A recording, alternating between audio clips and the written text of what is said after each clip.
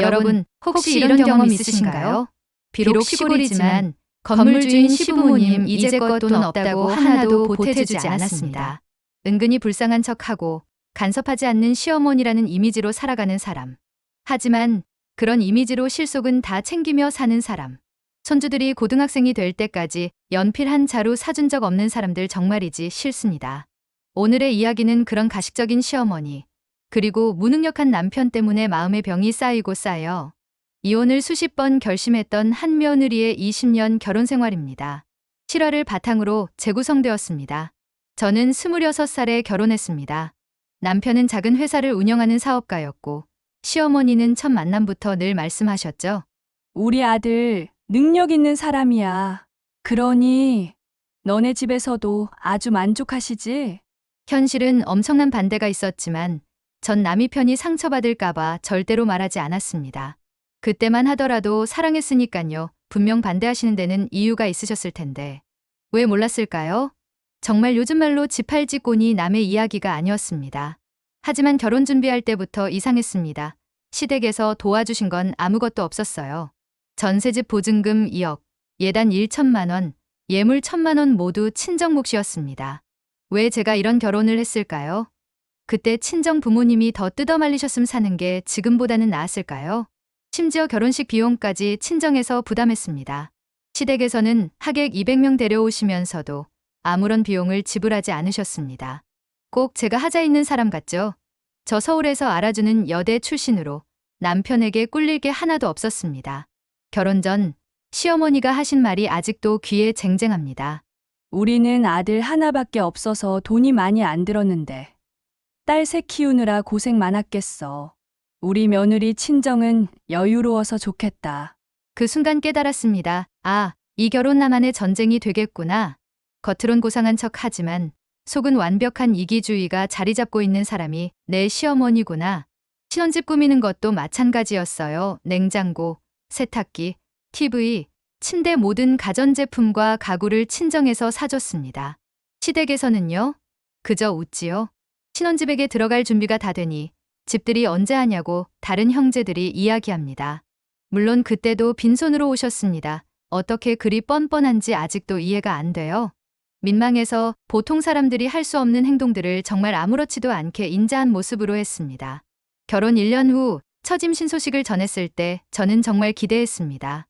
적어도 임신한 며느리 맛있는 거 사 먹으라고 용돈이라도 주시겠지. 이게 정말 말도 안 되는 욕심이었습니다. 제가 바래서는 안 될 걸 바랬나 봅니다. 당연한 건 없는 건데 말이죠. 너무 서운했습니다. 그때부터 제가 마음의 문을 닫았나 봅니다. 친구들은 산후조리원 비용도 시댁에서 해주시던데 전 10,000원짜리 한 장 받지 못했으니깐요. 하지만 돌아온 건 이런 말뿐이었습니다. 애야, 몸 조심하고 잘 챙겨 먹어. 말만요? 행동은 없었어요. 사회생활을 하시는 시어머니 정말 민망하지 않으셨을까요? 저 같으면 아무리 없어도 단돈 5만 원이라도 줬을 것 같거든요. 임신 중독증으로 입원했을 때도 병문안 한 번 안 오셨습니다.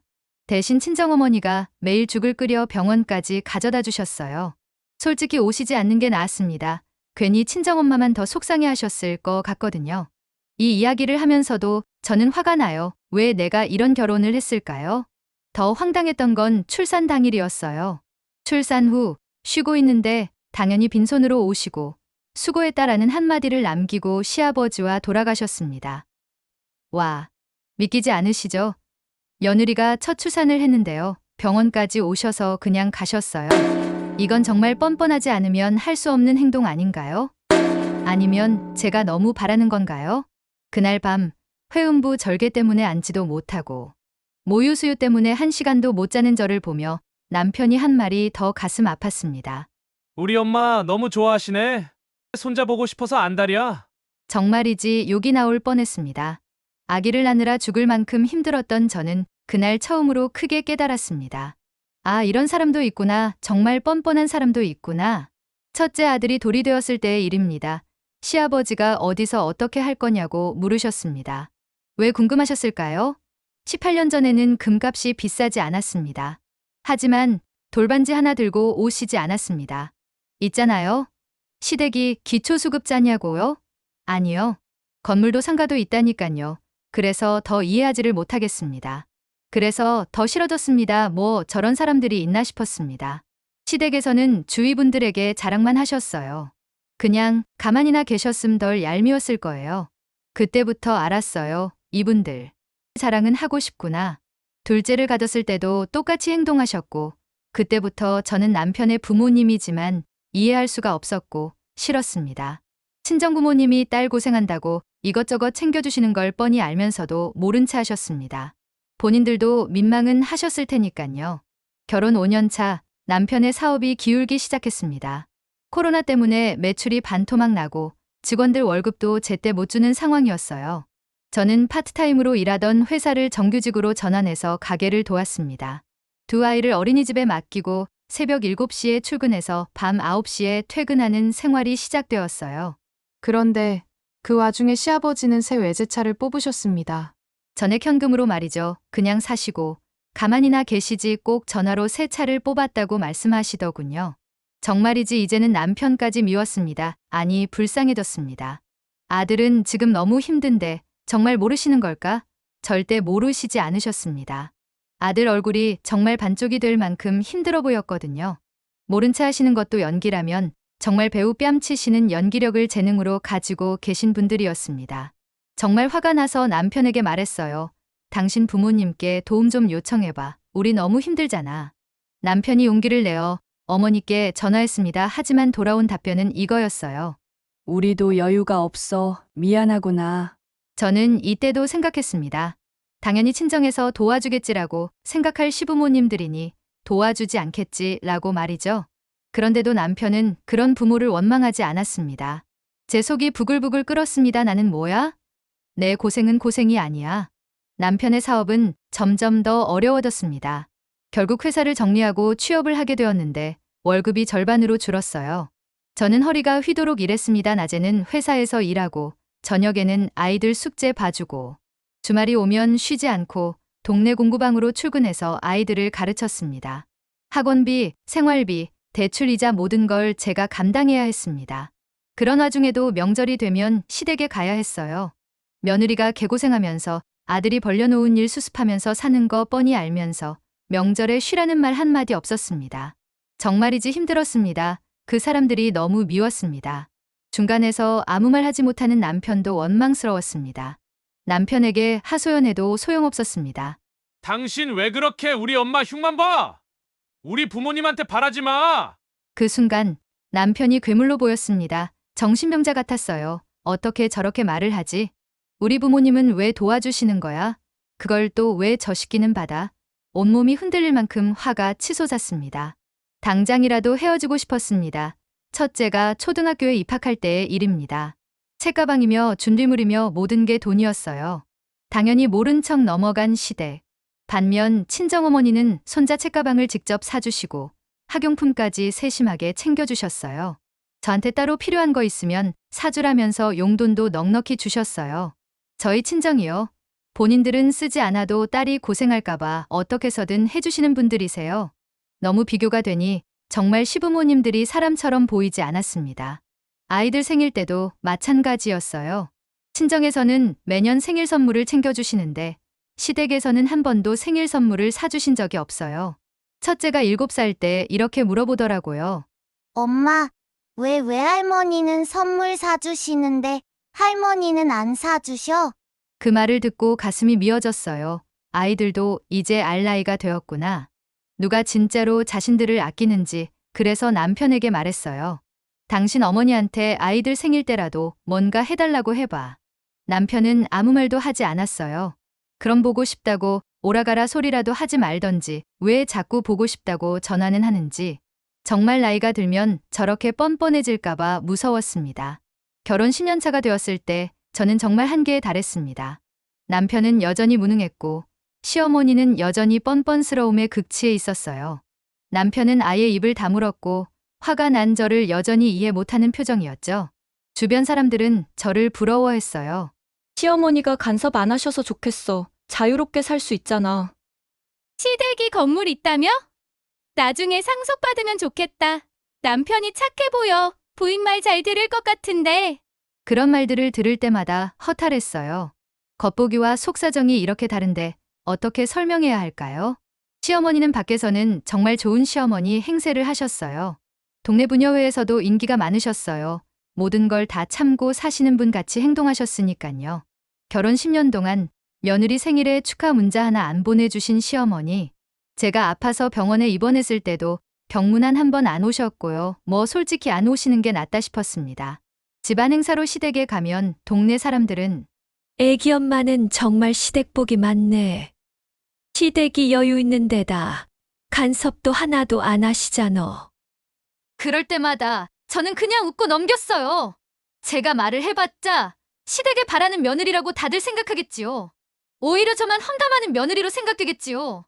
코로나가 터졌을 때의 일입니다. 저희는 아이들 때문에 정말 조심스럽게 생활했어요. 외출도 자제하고 만남도 줄이고.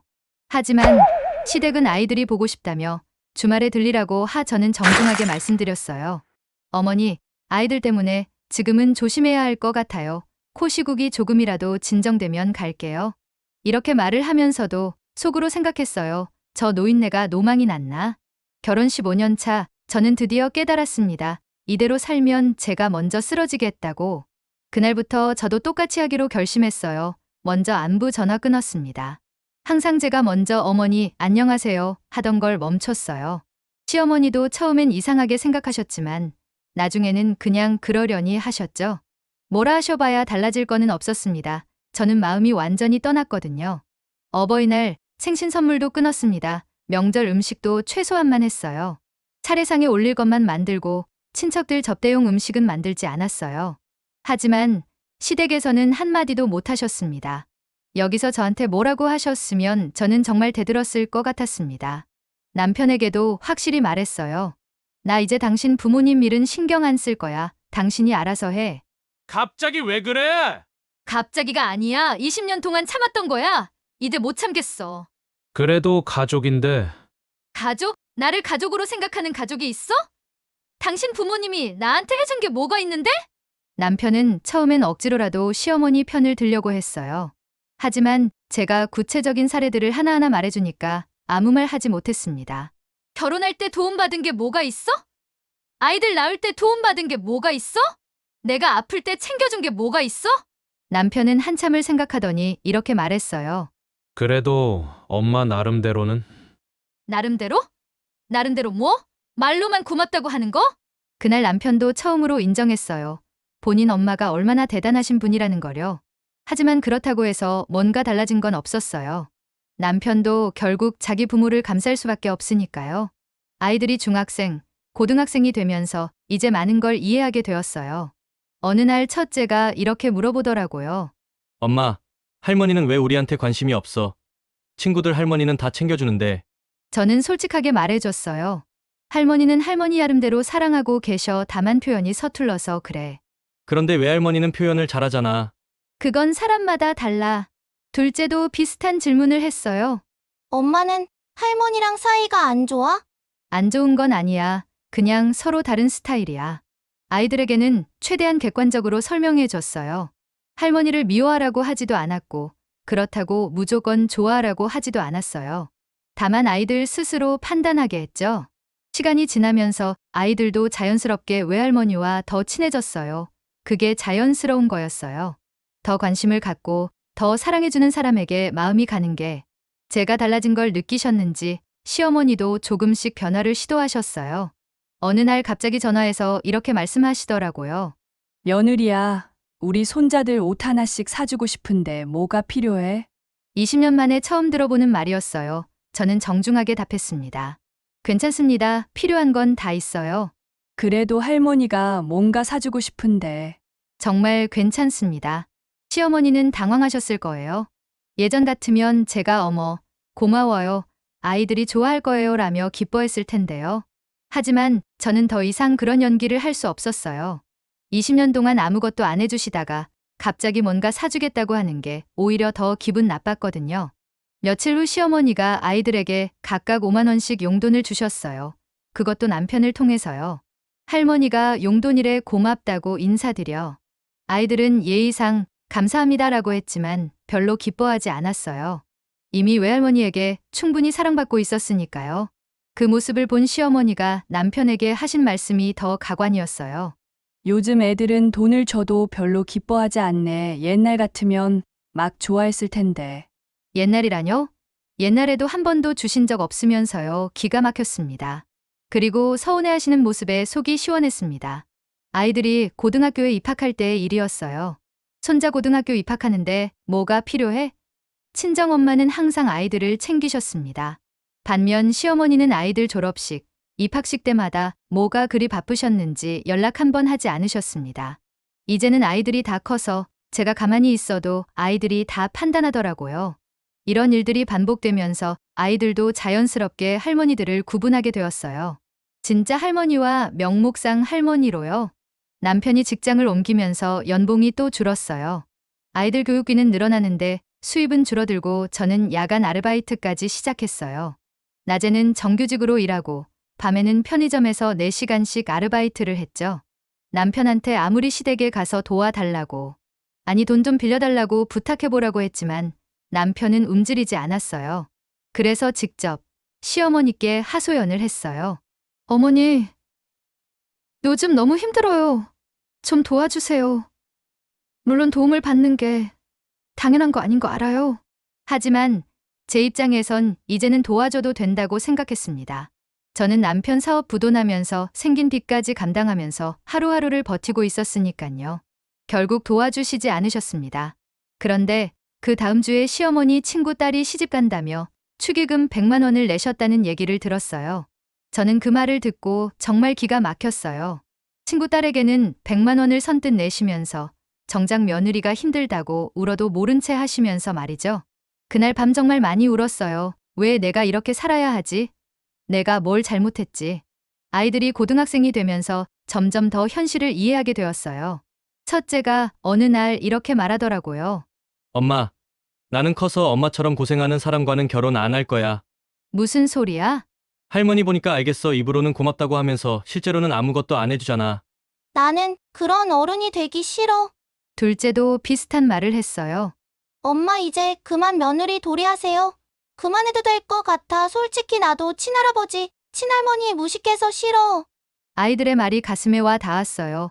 아이들 눈에는 모든 게 다 보였던 거예요. 엄마는 아빠를 낳아주신 분들이니깐 참는 거야. 참으면 뭐해?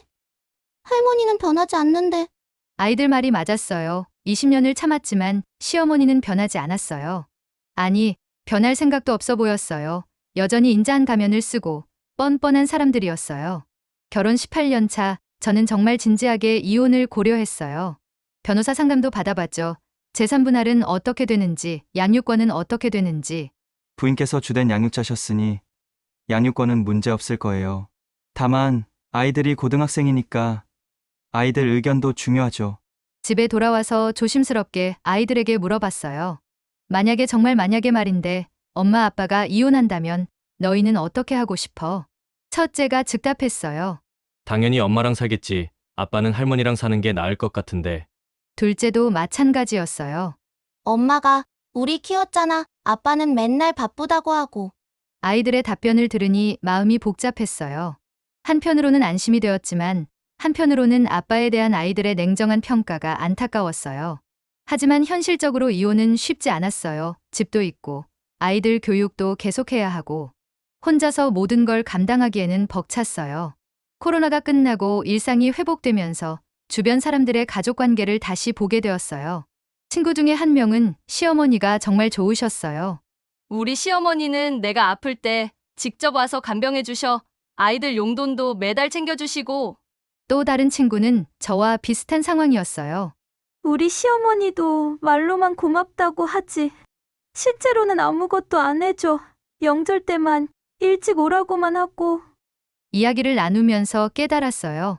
정말 시어머니에 따라 며느리의 삶이 180도 달라진다는 거요.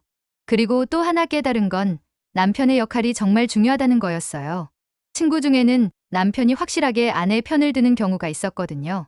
우리 남편은 시어머니가 나한테 서운한 소리 하면 바로 엄마한테 가서 얘기해.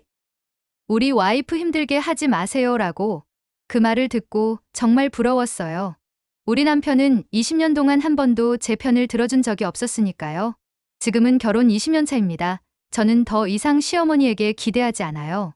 안부 전화도 안 해요. 명절 선물도 안 해요. 생일 축하 문자도 안 보내요. 대신 제가 받은 만큼만 돌려드려요. 시어머니가 저에게 해주신 만큼만요. 아이들에게도 솔직하게 말해줘요. 할머니를 미워하지는 마라 하지만 기대도 하지 마.